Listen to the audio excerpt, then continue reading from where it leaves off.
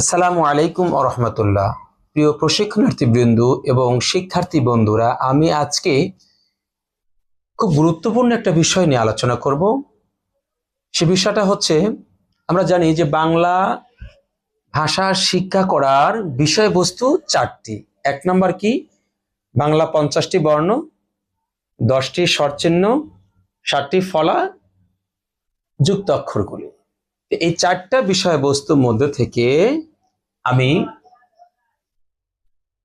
7টি ফলা নিয়ে আলোচনা করব। এখন অনেকের মনে প্রশ্ন জেগে গেল, 7টি ফলা কেন? তো এখানে একটা কথা আছে, কেউ বলে 7টি, আবার কেউ বলে 6টি ফলা। তো এই প্রথমে এই আগে দ্বন্দ্ব নিরসন করি। এখানে হচ্ছে দন্ত নফলা, মূর্ধন্য নফলা। কেউ এই দুইটা নফলাকে একসাথে বর্ণনা করে, আবার কেউ ভিন্ন ভিন্ন করে বলে। তো যারা ভিন্ন করে বলে তাদের দৃষ্টিকোণ থেকে 7টি ফলা, যাদের একসঙ্গে বলে তাদের দৃষ্টিকোণ থেকে 6টি ফলা। তাহলে এই বিষয়টা আমাদের কাছে পরিষ্কার হলো। এখন আমি এই ফলা পড়াতে গিয়ে দেখতে পাচ্ছেন আমি এখানে লিখে রেখেছি, যে কিছু কথা লিখে রেখেছি, এবং এখানে তার মধ্যে প্রথম যে লিখে আছে এখানে, বলো রমজান। দেখুন, ফলার সাথে রমজানের সম্পর্ক কি? আর রমজান বলার কি এখানে সম্পর্ক ফলার সাথে? আমার রমজানকে কেন বলতে হচ্ছে? প্রিয় প্রশিক্ষণার্থী বিন্দু, শিক্ষার্থী বন্ধুরা, যারা এইটা সম্পর্কে জানা আছে তাদের কাছে কিন্তু ওটা স্পষ্ট, কিন্তু অনেকেই আছে যারা জানে না। তো যারা এর মহৎ মর্ম কথা জানেন না, ফলার সাথে এর কি সম্পর্ক, তাদের জন্য আমি বলি, মনোযোগ সহকার শোনেন। এই বিষয়টা যদি আপনি ভালো করে মনে রাখতে পারেন, বল রমজান এই বাক্যটা বা এই শব্দটা যদি মনে রাখতে পারেন, তাহলে আপনার কখনো ফলা কয়টি এবং কি কি এটা বলতে আপনার কখনো আর আপনি কখনো ঠেকবেন না। তার মানে হচ্ছে ব ফলা, ল ফলা, র ফলা, ম ফলা, অন্তস্থ জ ফলা, দন্ত ন ফলা, জ ফলা, ন ফলা। এখানে কথা হচ্ছে, এই শব্দটা মনে রাখবেন মানে আপনি ফলার নামগুলো বলতে পারতেছেন। ব ফলা, ল ফলা, র ফলা, ম ফলা, জ ফলা, ন ফলা। তাহলে এই প্রত্যেকটা বর্ণের সাথে ফলার নামের সম্পর্ক রয়েছে। এখন যারা এই সিরিয়ালটা বলতে কষ্ট হয়, তারা যদি এই শব্দটা স্মৃতির মধ্যে ধরে রেখে ফলার নাম শুরু করেন, তাহলে আপনাকে আর কোনো দ্বিধাদ্বন্দ্বের মধ্যে পড়তে হচ্ছে না। তাহলে একটা বিষয় আমি আপনাদেরকে একদম পরিষ্কার ক্লিয়ার কনসেপ্ট দিয়ে দিলাম। এখন চলুন সামনে অগ্রসর হই। তাহলে বলেছিলাম যে 7টি ফলা, এই 7টি ফলাই আমি বিস্তারিত বলবো। তার মধ্যে প্রথম যে ফলাটা, এই ভিডিওতে আমি প্রথম ফলার কথা শুধু ক্লিয়ার করে আপনাদের সামনে তুলে ধরার চেষ্টা করছি। তো ভিডিওটি কিন্তু মনোযোগ সহকারে দেখতে হবে, অন্যথায় আপনি মাঝখান থেকে যদি শোনেন তাহলে কিন্তু কথাটা হয়তো বা ছুটে যেতে পারে। চলুন শুরু করি। দেখতে পাচ্ছেন এখানে 1 2 3 4, তার মানে এই 4টি নিয়মে বফলা ব্যবহার হয়। আমরা অনেকেই পড়তে পারি, কিন্তু নিয়মটা অনেকের জানা নাই, এমনও অনেক আছেন। আবার কেউ অনেক কিছু ভুল ভালো পড়ে ফেলেন। এখানে দেখেন ক্লিয়ার করে দিয়েছি। প্রথম গ্রামার, প্রথম কায়দা হচ্ছে, প্রথম নিয়মটা হচ্ছে কি, যে শব্দের শুরুর বর্ণের সাথে যদি ব ফলা যুক্ত হয়, তাহলে সেই ব ফলার কোনো উচ্চারণ হয় না, ব ফলাটা সাইলেন্ট থাকে, অনুচ্চারিত হয়। এখানে দেখতে পাচ্ছেন তার প্রমাণ, জ্বর, ত্বক, স্বাগতম, জ্বালা, স্বাধীন, আরো এরকম বহুত শব্দ পাবেন পড়তে গেলে। তাহলে আমরা একটা বিষয় জানলাম কি, শব্দের শুরুর বর্ণের সাথে যদি ব ফলা যুক্ত হয়, তাহলে এই ব ফলা অনুচ্চারিত হয়, সাইলেন্ট থাকে। 2 নম্বর নিয়ম হচ্ছে, যদি শব্দের শেষ বর্ণে এবং মধ্য বর্ণের সাথে যদি ব ফলা যুক্ত হয়, সেই বর্ণটি দ্বিত্ব উচ্চারণ হবে।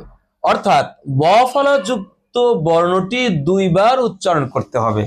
এই দেখেন এখানে লেখা আছে বিশ্ব, বিশ্বাস, আশ্বাস। এই শব্দটা কিন্তু আমরা এভাবে উচ্চারণ করি, যেমনটি দেখতে পাচ্ছেন, বিশ্ব, এই যে বিশ্বাস, বিশ্বাস, আশ্বাস, এই যে দেখেন এখানে আশ্বাস, এখানে কিন্তু আমরা বিশ্বাস কিন্তু উচ্চারণ করি না, এখানে বিশ্বাস কিন্তু উচ্চারণ আমরা করি না, এখানে কি বলি বিশ্বাস বলি, কারণ এই স কি দুই উচ্চারণ করি। এখানে বিশ্ব কিন্তু বলি না, এখানে আমরা কি বলি বিশ্ব, এই সটা দুই উচ্চারণ করি। তাহলে 2 নম্বর নিয়ম আমরা অবগত হলাম। এবার 3 নম্বর নিয়মে দেখেন লেখা আছে, এখানে দেখতে পাচ্ছেন দ্বন্দ্ব তত্ত্ব উজ্জ্বল। 3 নম্বর নিয়ম হচ্ছে, 3 নম্বর নিয়ম যেটা দেখতে পাচ্ছেন লেখা আছে দ্বন্দ্ব তত্ত্ব উজ্জ্বল ইত্যাদি। এখন কথা হলো 3 নম্বর নিয়মটা কি বলে, 3 নম্বর নিয়মতে যুক্ত বর্ণের সাথে যদি ব ফলা যুক্ত হয়ে আসে, সেই ব ফলা কোনো উচ্চারণ হয় না। ব ফলা শুধু আসবেই, কিন্তু ওটা উচ্চারণে আসবে না। লেখার মধ্যে আসলেও উচ্চারণের মধ্যে ব ফলা আসবে না। যেমনটি এখানে দেখা যাচ্ছে যে দ্বন্দ্ব, আমরা এই দ্বন্দ্ব ব ফলা দিলেও যে উচ্চারণটা হচ্ছে, না দিলেও ঠিক সেরকম উচ্চারণ হচ্ছে, এখানেও তাই। তত্ত্ব যেমনটি দেখতে পেয়েছেন, তত্ত্ব এখানে আমরা যুক্ত বর্ণের সাথে ব ফলা যুক্ত হয়েছে, সুতরাং ব ফলার কোনো উচ্চারণ হচ্ছে না। উজ্জ্বল এখানেও ঠিক এরকম দেখতে পাচ্ছেন যে ব ফলার সাথে কি বলে যুক্ত বর্ণের সাথে ব ফলা যুক্ত হয়েছে, বিদায় এখানে ব ফলাটা উচ্চারণ হয়নি। তাহলে 3 নম্বর নিয়মটা আমরা কি পড়লাম শিক্ষার্থী বন্ধুরা? 3 নম্বর নিয়ম কি হলো, যে যুক্ত বর্ণের সাথে যদি ব ফলা আসে, তাহলে সেই ব ফলার উচ্চারণ হয় না, সাইলেন্ট থাকে ব ফলা। যেমন 1 নম্বর নিয়মের মধ্যে আমরা পড়েছি, যেমন জ্বর ত্বক স্বাগতম, অর্থাৎ শুরুর বর্ণে যেমন ব ফলা লিখতে আসছে, উচ্চারণ হয়নি, ঠিক যুক্ত বর্ণের সাথে যদি ব ফলা আসে, সেই ব ফলাটা উচ্চারণ হবে না, শুধু লেখার মধ্যেই শেষ। তো 4 নম্বর নিয়মটা যে দেখতে পাচ্ছেন উপরে বোধ স্পষ্ট লিখে রেখেছি, দিগ্বিজয় উদ্বোধন আব্বা আম্বর। বন্ধুরা 4 নম্বর নিয়মটা আমি যদি একটু স্পষ্ট করে বলি, আমার প্রশিক্ষণার্থী বৃন্দ এবং শিক্ষার্থী বন্ধুরা একটু মনোযোগ সহকারে খেয়াল করে দেখো, খুবই সুন্দর একেভাবে স্পষ্ট করে লেখা আছে। এখানে লিখেছি আমি দিগ্বিজয় উদ্বোধন, তার মানে এই ব ফলা 4টি বর্ণের সাথে যদি যুক্ত হয়ে আসে, ওই সময় ব ফলা স্পষ্ট উচ্চারণ দিবে। আবার বলি, কথাটা খেয়াল করে শুনবে। মানে 4 নম্বর নিয়ম যেটা গদ ব ম, এই 4টি বর্ণের সাথে যদি ব ফলা যুক্ত হয়ে আসে, তাহলে ব ফলার স্পষ্ট উচ্চারণ দেয়।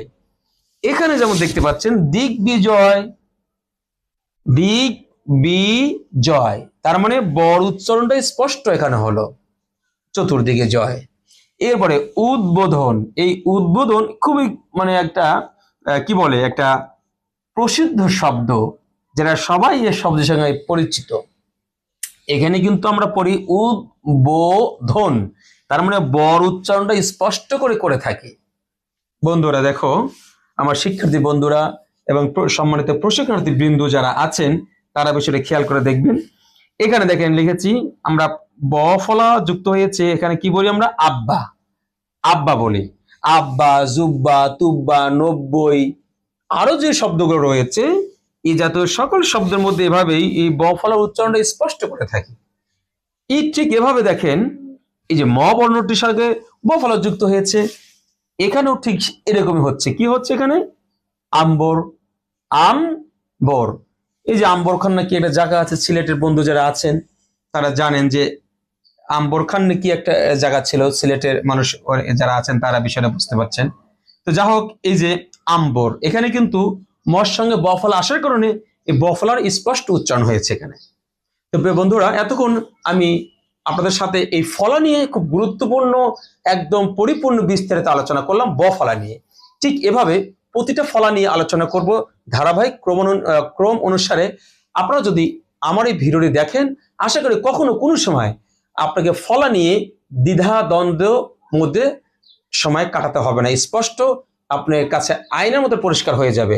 তো যারা এতক্ষণ এই ভিডিওটি দেখলেন, সবার প্রতি কৃতজ্ঞ এবং ধন্যবাদ জানাচ্ছি। যদি এই ভিডিও ভালো লাগে, লাইক কমেন্ট শেয়ার করে এই ভিডিওটি আরো অনেকজনকে দেখার জন্য সুযোগ করে দেওয়ার অনুরোধ থাকলো। সবাই ভালো থাকবেন। আল্লাহ হাফেজ। আসসালামু আলাইকুম ওয়া রাহমাতুল্লাহ।